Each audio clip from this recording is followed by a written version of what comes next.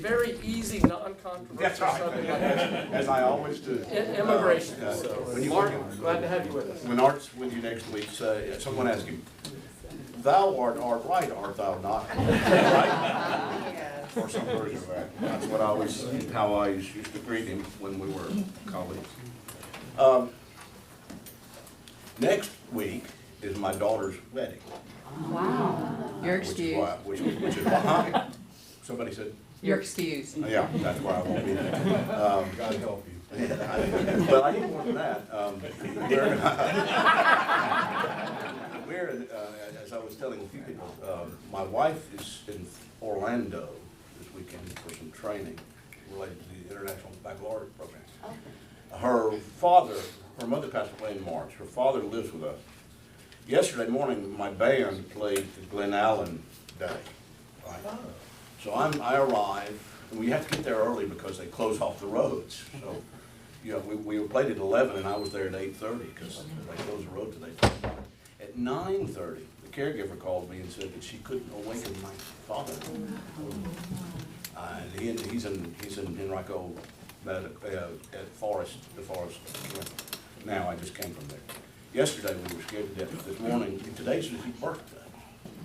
And this morning he knows that, and we talked, and so I was able to report to my wife in Florida and my sister-in-law in Alabama and my brother-in-law in D.C.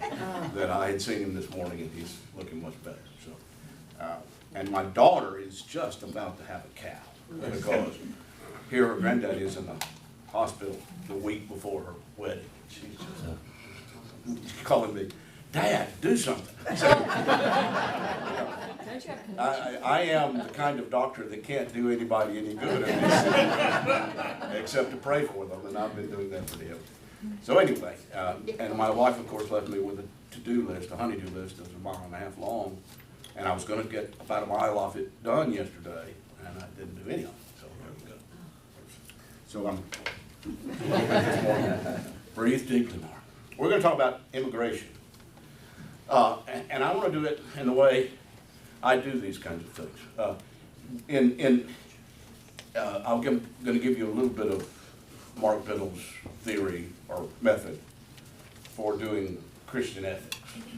Okay, I didn't minor in that in graduate school, but it interested me enough. I took 4 or 5 seminars, and I think it's important that you think things through carefully, and before you put the label Christian on it, and especially those issues like immigration or reproductive issues or nuclear energy issues or anything like that, for which there are no texts in the Bible. Right? And there's nothing in anybody's catechism about these things. They're very modern problems. So that such that you could argue that you can't have a Christian position on these things, really. They're just, practical approach to them. I don't believe that to be true. I think that there's a way you go about it. And one of the things you do, so I have sort of a 3-pronged stool for this. One is you need to understand the actualities of the problem rather than throw slogans at it. Right? I hear people talk all the time about, you name one of these issues, when they don't know the science, or they don't know the, economics, or they don't know, whatever the basic thing is. So you could make some sort of wonderful sounding platitude about love or grace or something, and throw it at a really complicated problem, and it's just going to go slinging by. It's not going to stick. It's not going to do any good. So you need to understand what the issues involved are and the dynamics of it, completely without regard to the Bible or theology. That's number one. Number two, you need to understand what your objectives are in addressing the problem. And then, of course, number three, you bring in some scripture. Now, and theological reflection.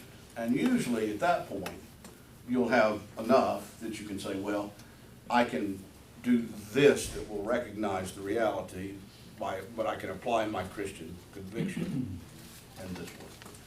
So we're going to talk about immigration. I wrote a blog about this, which is why the issues come up. And I'm not going to read you the whole blog. I'm not going to read any of it. But This is what I said on the blog is the outline of what we're going to do in these 3 weeks together.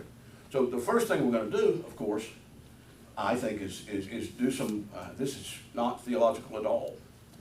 We're going to review the history of immigration law and patterns in America, hitting some high points. A lot of people would just, you hear these statements made that seem to assume that the way it is now is the way it's always been. And that's not, you'll hear people say, these people should come here legally like my ancestors did, right? Which is laughable in many of our cases. I'm a little bit interested in in genealogy, and I have traced, with one possible exception, and I think I'm right about it too, I've traced all my ancestors, all of them, the first generation to come to America. I can tell you who they were and when they were. And the very last one of them came about 40 years before the first really national immigration law. So none of my ancestors came here legally. They didn't come here illegally either. There was no law, so it doesn't matter. Now, on this thing, as one last statement sort of about theologically. We have the commandment, thou shalt not kill. People who don't believe in the Bible would say that there is something in natural law or in the societal contract equivalent to thou shalt not kill, right? So whether you're a believer or not, everybody can agree that murder's a bad idea. There is nothing in either divine law or natural law equivalent to thou shalt not migrate, right? So it's important to set that aside. There's nothing about that. We all come from migrants. But I was surprised when I got sort of ticked off about this and did some research and started writing. I was surprised at precisely what the legal history is of migration law in America. And this is, boy, this may be some of the driest, dullest stuff you ever hear from me. I'll try to throw a joke in every so often. 1790, that's only 14 years after we were organized, came what was called the Naturalization Act. According to it, free white persons, quote, of good character, close quote, with at least 2 years of residency in the U.S. could apply for and would almost certainly get citizenship. No one else had any constitutional protection. At the time, for example, that you couldn't own property or testify in court. The first census was taken that year, and there were 3.9 million inhabitants of the country, most of them English, although 20% were of African heritage. 1820 to 1860 was the first big wave of my immigration to this country. It was about a third Irish Catholic, and there were about 5 million Germans. Now, if you know anything about cultural history, you'll know that during that time period in American society, I don't know how to go about it. The caricatures of the Irish in particular, especially because they were Catholic, were horrible. You know about, take Boston, for example. You know the attitudes toward the Irish in Boston, and some of those attitudes still persist. There was a lot of mistrust of Germans at the same time. And if you go back and look at newspaper cartoons from that era, you'll find them to be offensive. So, and this becomes a pattern in America. When a new group comes in large numbers, they are immediately distrusted and disliked. 1819 was the Steerage Act, and it legislated better shipboard conditions, because one of the things that was happening with all these Irish and Germans, they were dying on the voyage because people, greedy folks were putting them on like cattle on some of these ships, and they weren't making the line. So the steerage act said, got to do better than that. And it required ship's captains to give a demographic data about people on board. It didn't limit anything, but the government was able to gather data about who had actually come into the country.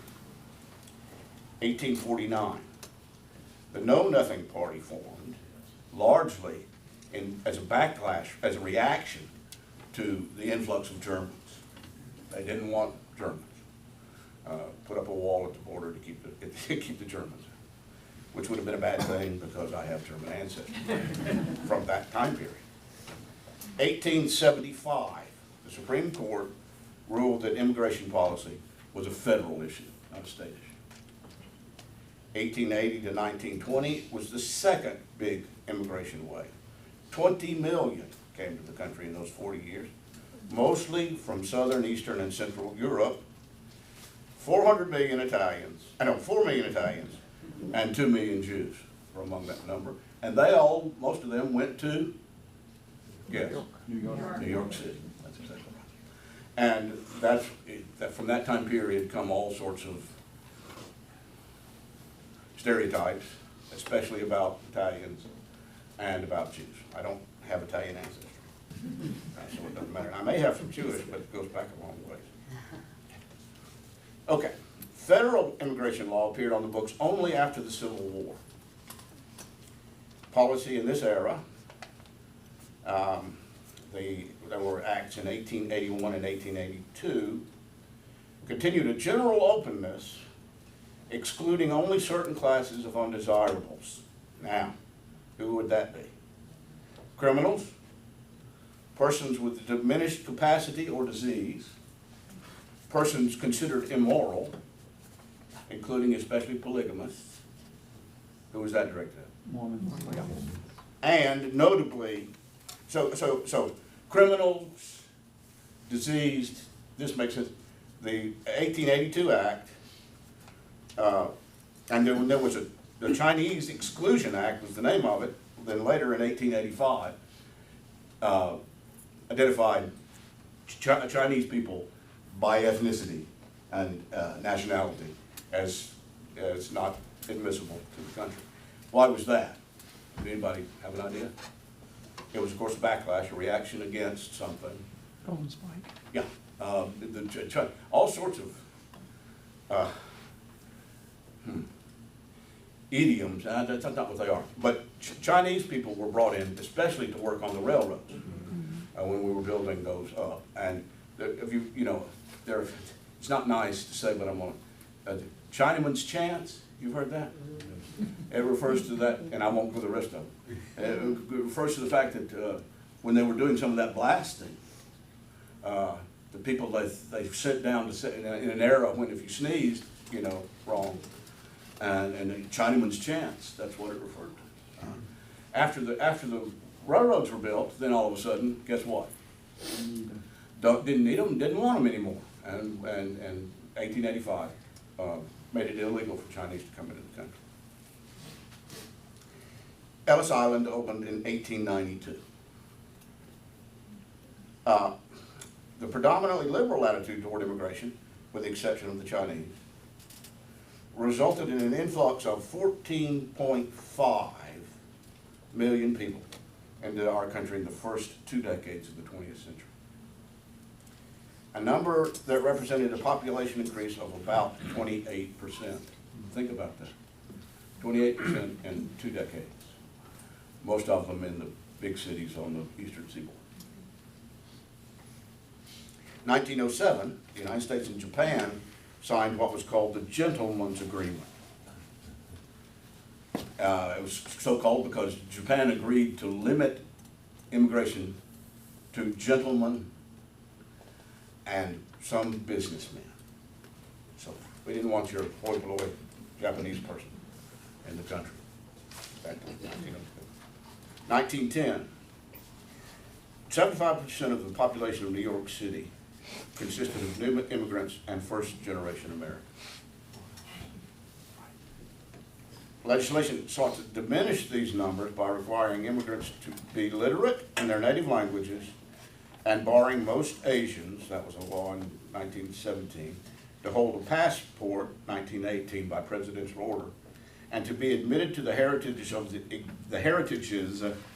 the existing population, acts of 1921 and 1924. In other words, if there weren't, Indonesians already in the country, Indonesians couldn't come, right? So you had to already have some of your kind, I hate to use that language, in the country already. The 1924 Immigration Act established a quota system favoring Northern and Western European countries, especially Great Britain, Ireland, and Germany, who received 70% of the available visas, and excluding all of Asia except the Philippines. Why not the Philippines? Because they're part of the United States today. Yeah, they were a colony, that's right. 1924, the U.S. Border Patrol was established to deal with Asians, mostly Chinese, entering the U.S. on the Mexican and Canadian borders. Got to stop the Chinese at the border.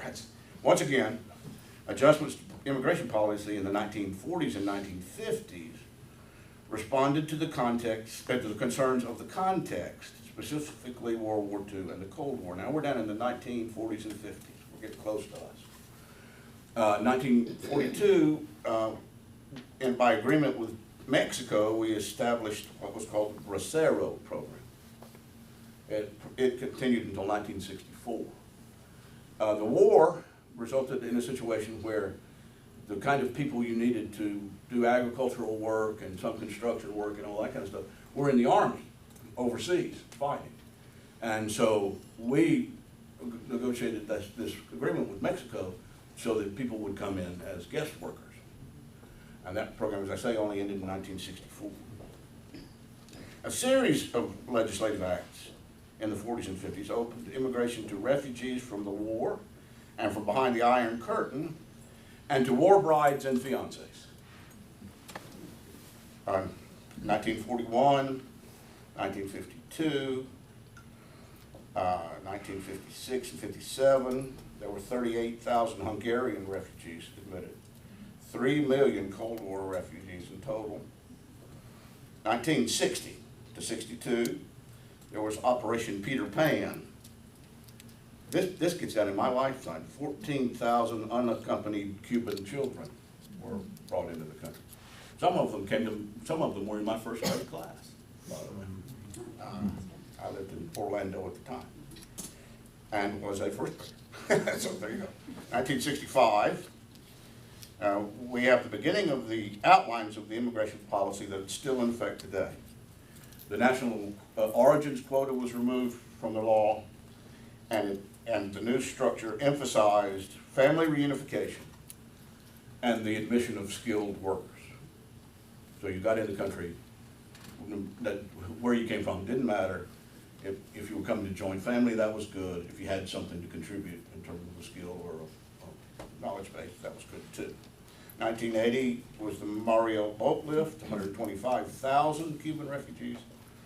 1986 was the Simpson-Mazzoli Act, which granted amnesty to 3 million already living in the United States illegally. And that's pretty much, in 1980, there was, in 1990, there was legislation enacted that gave 3 categories for admitting people to the country. Family reunification, skills, and there was added the people who could contribute to the diversity in the U.S. population. That was a new one. That's almost the opposite of everything that had run before, because we had said, you've got to be joining some population group that's already here. Now I'm down to 1990, and that's the whole history. One thing that stands out to me about a review of that is that Christian values don't play a role in any of that, do they? What are the guiding principles that have governed this whole thing? They are cultural, right? We don't want people to not like us until so many of them get here that then they are the people like us, right? We have prejudice, or we have had historically. Now, when I say we, I'm not talking about us, I'm talking about the history of the country. That we have had a prejudice against, especially, non-Europeans, right? Third, there's been a pragmatic component to this. When we need workers, we don't care what color or ethnicity they are, right? Historical, right? Now,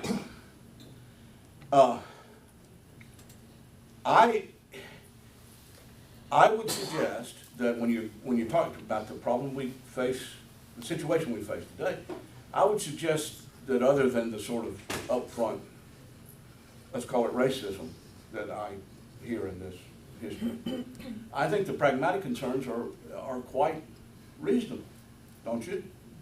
We ought to think about what the culture we have, and do we need people in this category to work? We ought not to then turn around and after they've come and been here a while, decide that we don't want them anymore and kick them out or exclude them. But it's only reasonable for a nation like ours, or any other, to think in terms of what it needs and what the shape of it. Would you agree with that, Larson? Yeah. And so, that would lead to the next question, wouldn't it? Which we're going to have to wait 2 weeks to get to. And that is, what is an analysis of what our culture looks like socioeconomically and all that kind of, what do we need now for our population to look like? And be even better if we were to anticipate just a little bit down the road what it's coming. I want to put a put a comma here, and I've watched your faces, and I'm not sure how well I'm communicating, right? Or what you're thinking. So I want to hear that from some of you. I want to hear reactions to what we've just asked me some questions. Yes. One thing that is not mentioned in your very good history is Right.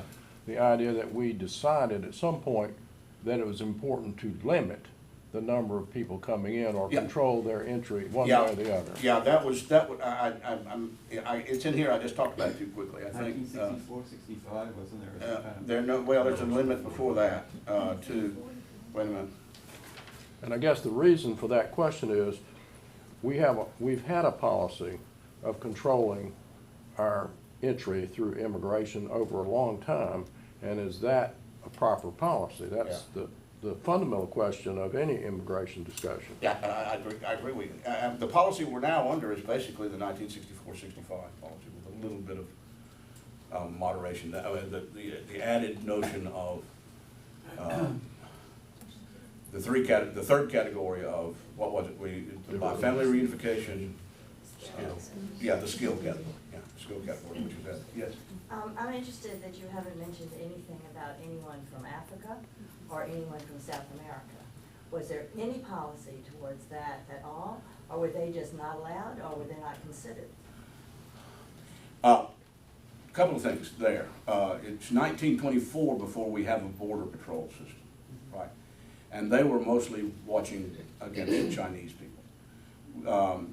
If you look at Africa was always not included, except for the slave trade. Does that mean they could not in this Right, great period? right, yeah, so we didn't take Africans into the country. Was it stated policy? Well, in that quota system, where did I talk about that? I have to go back and look.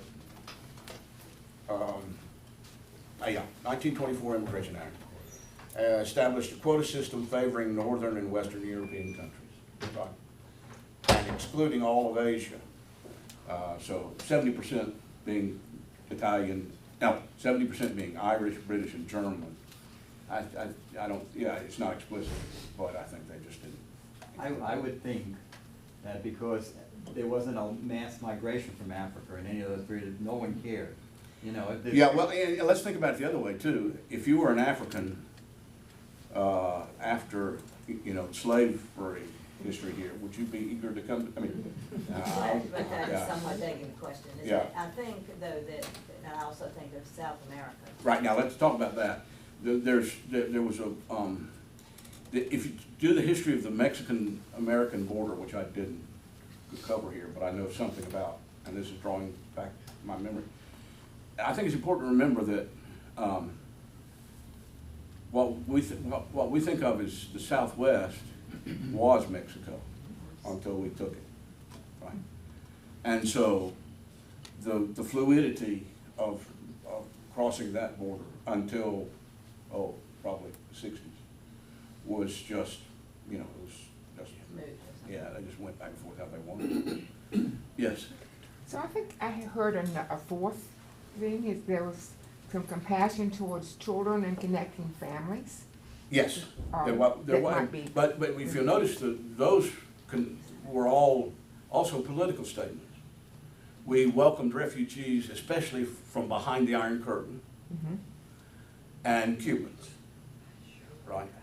So that was as much a statement about communism as it was anything else. We thought we were, as a country, we were going to be especially open to helping people escape. And open to family members in any. Yeah, that's also true. That's also true. Yeah. So that's a good thing. Yes. Well, and then there was the group that came in from Vietnam. Yes. Yeah. Before the collapse. Yeah. That's right. That's right. I don't know why that didn't get on here, but yes. In all these, it's been given to us that they all came to assimilate into our country. Right. And accept our form of government. Right. And major cultural tenets. Right. We got immigrants coming in now who don't want to conform to those boundaries in their citizenship or in their residence here. Do you have evidence for that? What I read in the paper. Or on the internet. As a matter of fact, put a pin in that. We'll talk about that in a couple of weeks. That's one of the things we're going to look at, because I have looked and found the data. As a matter of fact, and I'll just give you a hint on that. Throughout our culture, with our history, with rare exceptions, the first generation is speaking English and aspiring to go to college or going to college and something like that. It's my wife who is the IB director at Henrico High. Her program, there's no majority. There's not even a good plurality of heritages. She's got a lot of Southern Asians, a lot of Pakistanis and Indians, and Indians from India, and a goodly number of Hispanics, a goodly number of Chinese and Japanese, and just white kids and black kids and the whole schmear. And it's amazing. I go with her to some things. Especially the Indians are always inviting her to, I will call them dance recitals. There's a fancy name for it, and it's a coming of age thing for Indian young women, and it's a big deal. Anybody know what I'm talking about? Mm-hmm. Yeah. And so I go with her to those things because I'm culturally curious. And it's an amazing thing. Their friends will be there, of course, and they're dressed in jeans and saying, "Hey, how you doing?" Right? And their parents say hello. And up on the stage, they're dressed like you'd think you were in Calcutta or something. I don't know. And doing stuff I'm going wow about, and the music is amazing. And I just sit there trying to figure it all out. So my point being, you talk with their friends out in the hallway, or them the next day out in the hallway, and they look like dark-skinned and sound like my daughter, right? They have assimilated, and they do it very quickly. And I think that's probably the way it works all around. Because why would you come to this country if you didn't want to? Mark? Yeah. I mean, I think one of the things that I sense out of this is the fact that we have had limitations for a very long time with regards to people coming into our country. Right. Period. But yeah, since, when was that, when did I say? 17, right?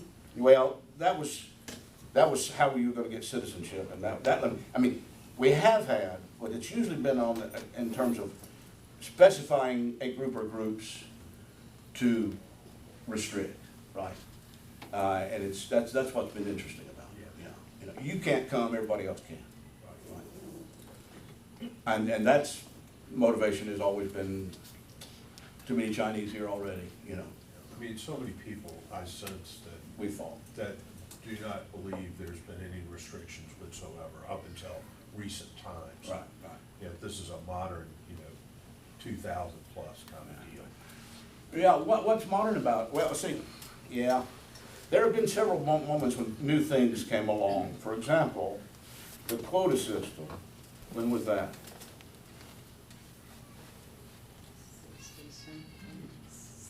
71? 1924. Yeah, Yeah. yeah. Other comments or questions? How about related to Canada? There was agreement between United States and Mexico. Right, for the Bracero Before, thing, but yeah. Canada is our other bordering countries. Yeah, in and Canada, we you know, need- it's just not got that population pressure. There are just not that many Canadians. There's nothing ever related to that. Yeah, not that I know of, no. But Yes. being one of the richest nations in the world, and only 40 million people, the rest is what, 7 to 9 billion, we're the attractive. Except for the Norwegians don't want to come. Nor none of the Scandinavians do.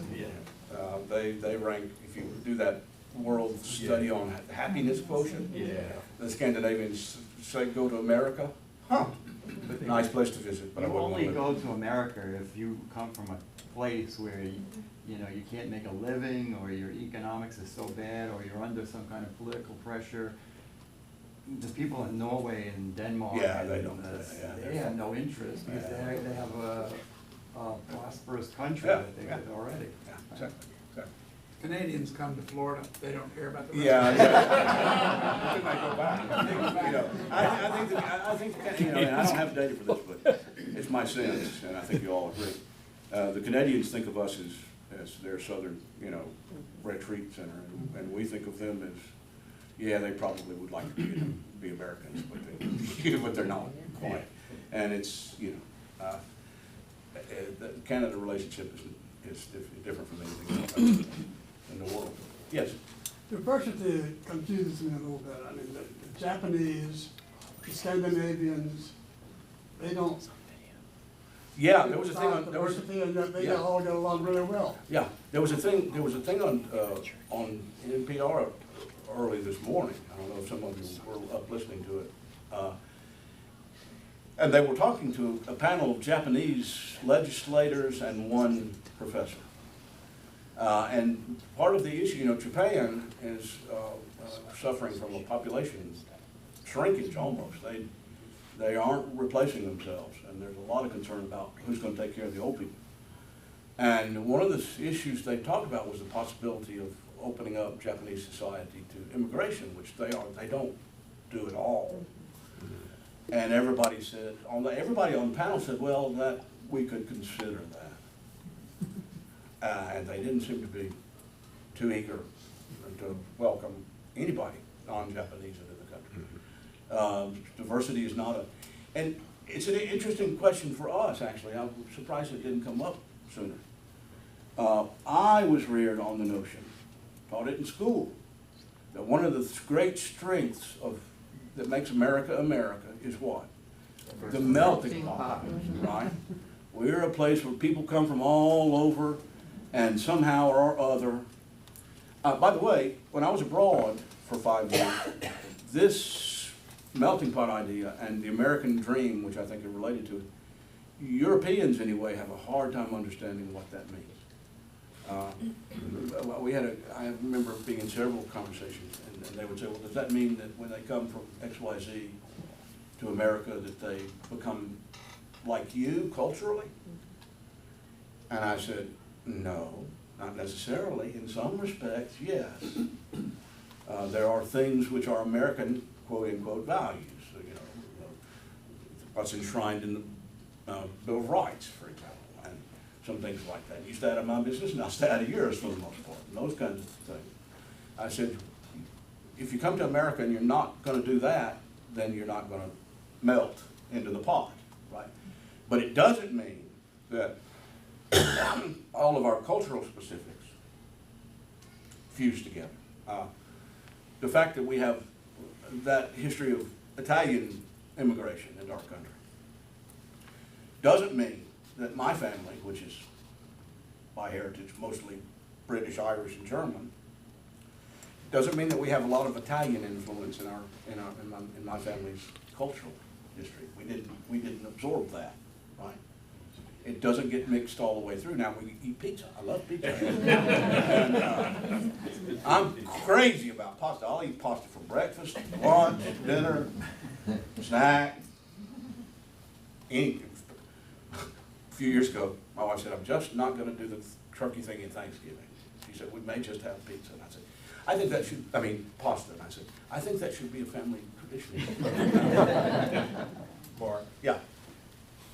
because you don't have anything to do this week, have you done any research on what other countries' immigration policies are? I haven't done any research on it, but I know some of it. I know some of ours, yeah.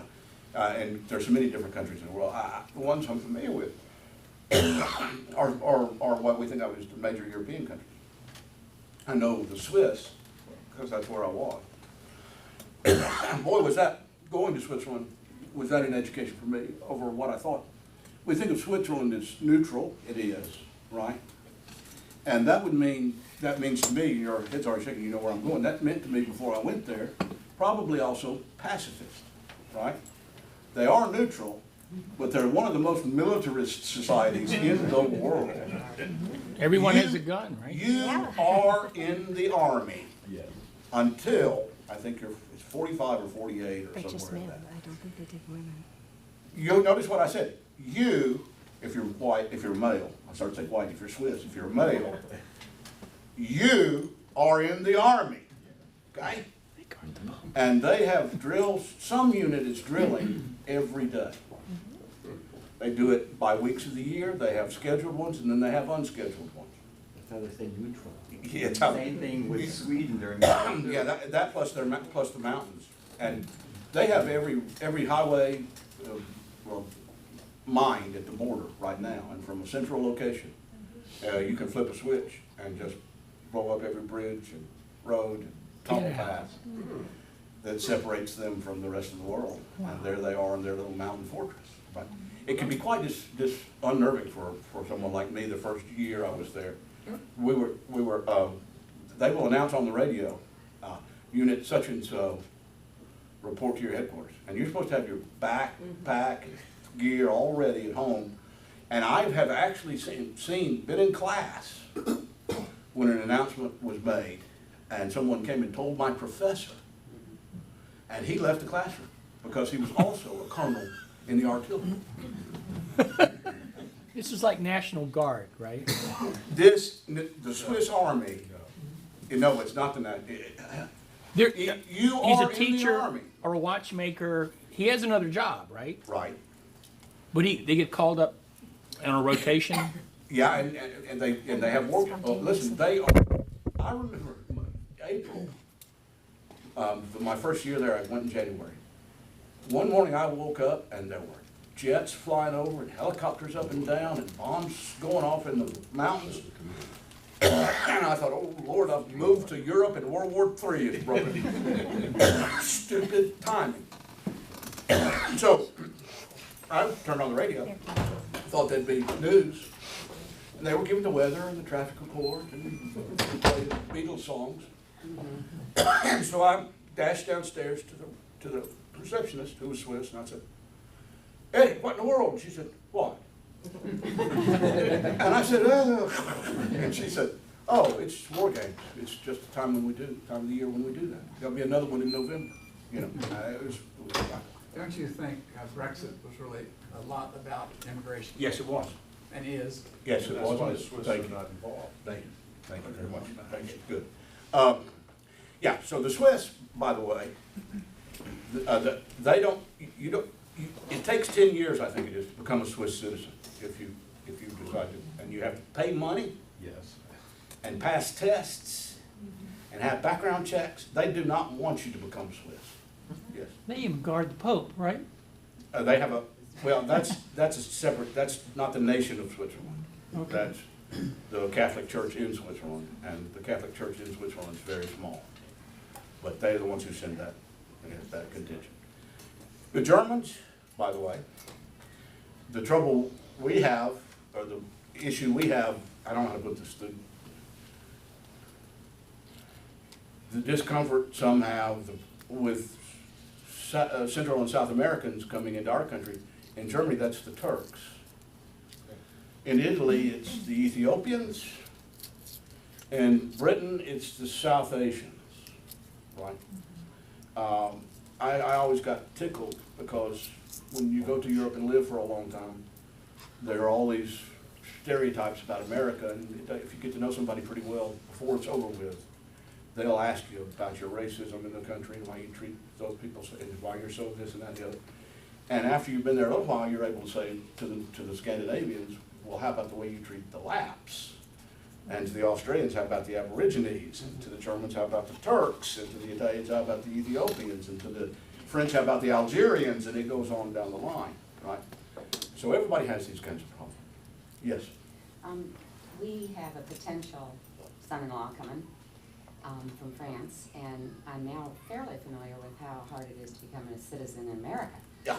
It isn't that we have hordes of people coming and becoming citizens. We may have people coming that are living here. Yeah. But to actually become an American It's citizen not easy. is background checks. It's proof of ability to pay your own way. It is proof of non-criminality. I mean, there are a lot of rules, and we have a niece that actually works with the immigrant population, and she does that for many countries. But it is not easy to become an American citizen, and there's a huge vetting process that is well developed in America. Yeah. It is in Australia too. It is pretty much everywhere. And New Zealand, yeah, name the countries. Yeah. But it's not that we have hordes of people coming to become American citizens. It isn't. One of the biggest issues we face is the fact that if you have a child in the United States, Right. if you're not an American citizen, Right. the child automatically Right. becomes. Right. My understanding is most nations do not have that reciprocal agreement. Yeah, see, that's not a question of an agreement with nations. That's in the Constitution.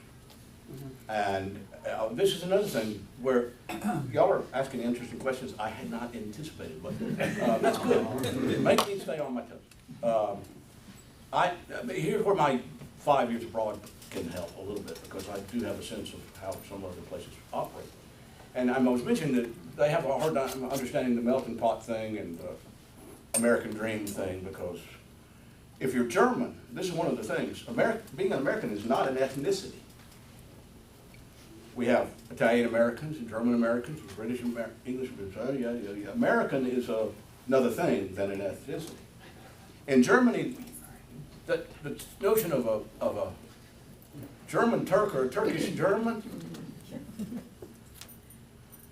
the Germans, Because they don't dragged these Turks into the country. Remember, in the late 20th century, they needed workers to do these jobs that nobody wanted to do. That's so right. they dragged these people into European countries. but now these people are second and third generation, don't speak Turkish, grew up in Dresden, think of themselves as German. I'm sure they do, but I'm just saying, you have to remember, the Europeans didn't want anybody in their country. They only dragged these people in because they needed them. And they didn't say, we're gonna have open borders or anything like that in 1980 or 1970. They need somebody to clean out the whatever at some chemical plant, and so they didn't have enough Germans to do that, so they dragged Turks in there, and this is similar to other countries that they drag these workers in. This is true, but my point is that once they're there and are part of the culture, the question is how Germans look at them in comparison to how we would look at someone second or third generation from another country. We would say, you're an American, what is your heritage? Most Germans are not going to look at a Turk who speaks fluent German, never been out of the country, right? And say, oh, you're German, but I see that you're Turkish in heritage, because they won't ever say German. The Italians are that way about the Ethiopians, and the French are that way about the Algerians, and so on and so forth. To be French is to be French. That's not our deal, right? Yes. Bruce, I have a little bit of an answer. My daughter Katie Hill is a British citizen, Okay. a dual citizenship, because she was born in England. Mm. She's only lived there, 3 months of her life, but she was born there because Rick and I were stationed there. Mm. So other countries do have that policy. Some do, I know, but a majority do not. Yes. So how do you prove asylum now? Is that always been seeking asylum for citizenship? We're gonna, see, you anticipate that is actually an international law thing. And there's a convention and we're signatories, right? We'll talk about that next week or the week after. And yes, we're not doing it according to the convention anymore. About 5 minutes. Okay.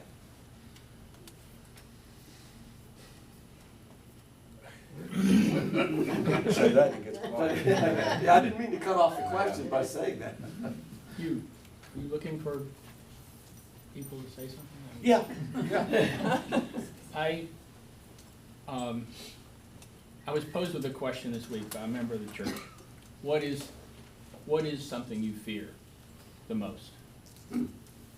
And he was looking for an answer that could be taken to the city of Richmond by risk. But my concern is about our country, really, and not Richmond. Right. And it's the quality, character, depth, and capacity of our educational system. Yeah. To run a public educational system, it costs a bloomin' fortune. Yeah. Having taught in it and listened to somebody complaining last night about his daughter teaching in it and somebody the week before complaining about his daughter teaching in it, the public school system is a morass of mush. Yes.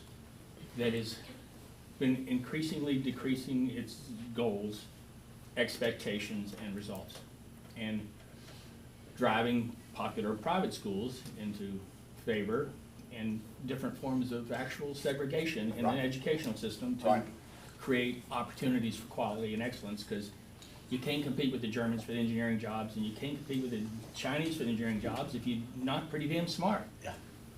And those engineering companies are all going to end up in Germany and China if we aren't capable of competing internationally.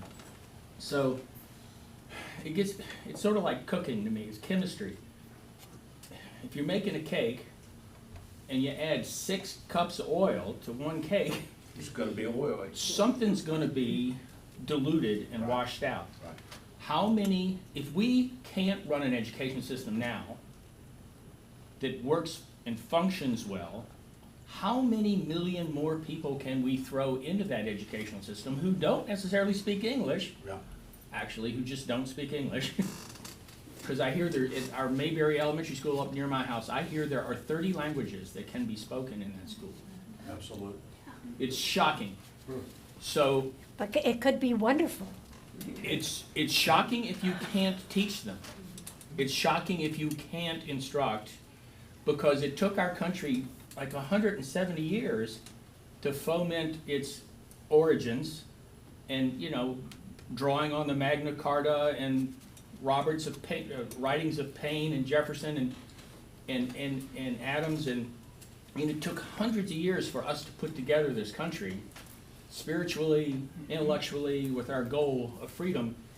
And I just don't think people can just walk in the door here and quickly assimilate But the understanding of our history and our culture. They have been doing so for 200 years. It's a question of cook. How do you cook a cake right?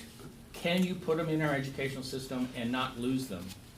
And not lose control of everybody? I mean, historically, 20 million between 1880 and 1920. And when the country was only 100 million or so in population. And we're talking about, you know, people who, a generation after that, were mayors and police chiefs and that kind of thing. So historically, I mean, I would argue that what's wrong is with the school system, not the number of students you have in it, right, or where they're from. I've seen children, when I was in Switzerland, in the seminary, a lot of us had kids. So there were Italian babies and American babies and Swiss babies. And on the playground, they spoke to each other and none of the adults could understand them. Because they spoke a polyglot that was just, you know, but they got along fine. And my experience in the first grade, right, we had, honest to God, I think we had 3 in my class that came in just mid-year.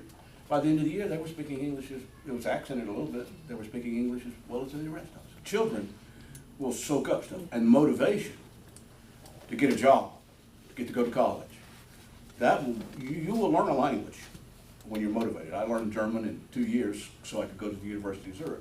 I had it at a university doctoral program level in 2 years. But this is, I mean, part of our problem is that we think everything has to be done the way it has been done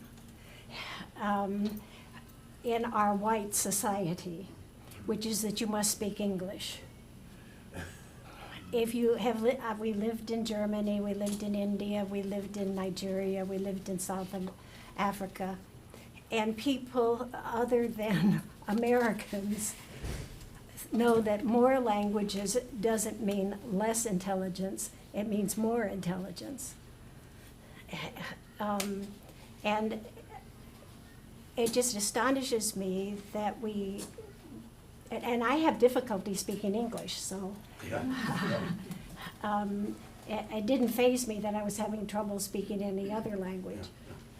I want to point out, and I started this way on purpose, how much of the discussion is cultural already when you talk about this issue. It's not ethical. We're not talking about ethics much. We're not talking about Christian values. We're talking about cultural things.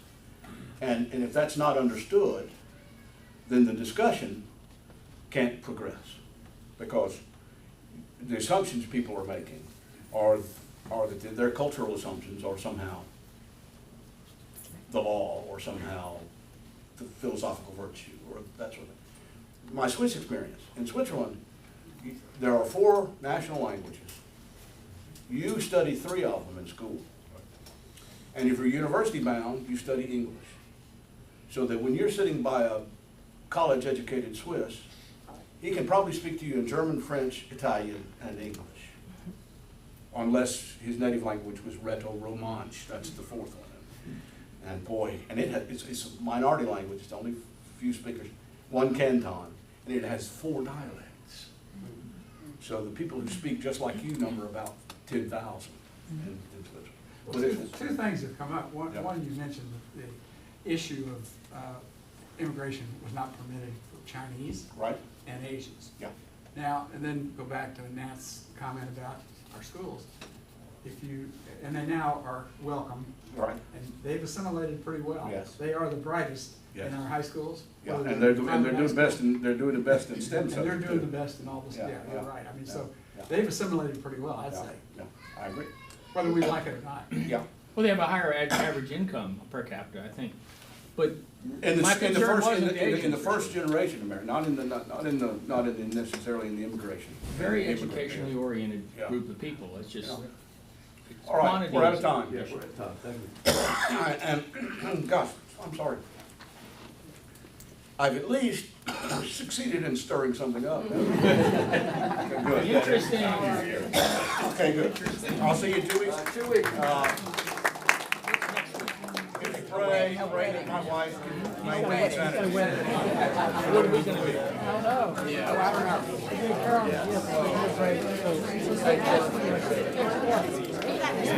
know.